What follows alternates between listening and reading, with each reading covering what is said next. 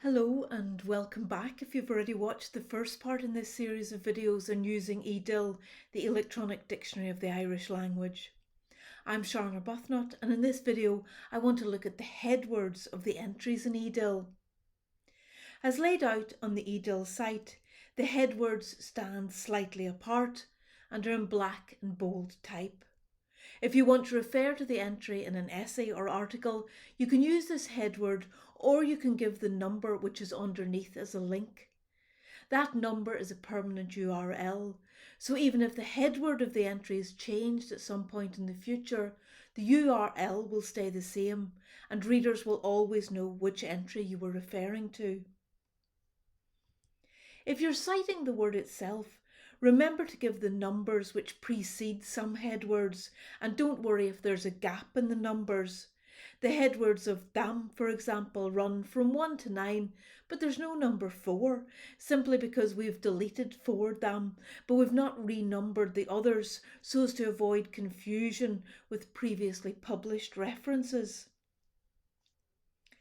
You'll notice also that there are question marks in some headwords. These are not used entirely consistently, but for headwords which have been added or changed since 2007 at least, a question mark before a word means that there's some doubt as to whether this is a genuine word, as opposed to, say, a scribal error or an editor's misunderstanding. Oscar, for example, has a question mark before it because it appears only in a glossary. The explanation suggests that it means roughly invitation from the mouth, but there's no evidence of similar words or usages to support this. So though it may be an otherwise lost medieval Irish word, we can't be certain of that at present.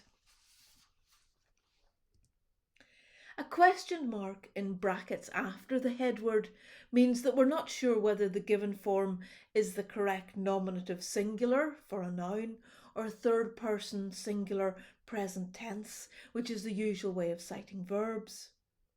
There's just one example of the phrase galar na placatja in the dictionary at the moment. And since the last word there is a genitive case, we've suggested placage as the nominative and added a question mark in brackets to indicate a degree of uncertainty.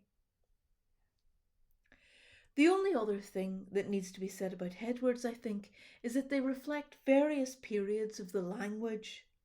The original editors didn't always give the earliest form they had. In the entry on the common word acalav, the editors have added a note after the headword to specify what the Old Irish form is. And you'll see biologus in late spelling, as the only evidence is from the 16th and 17th centuries. So the headword there reflects the period in which the word is known to have existed. Essentially, you'll find headwords in the orthography of Old, Middle and Early Modern Irish. For tips on how to limit your search to headwords only, and on how to ensure that results are not missed because of brackets in the headwords and unpredictable spellings, just watch the instalments in this series on basic search and wildcards and on the browse function.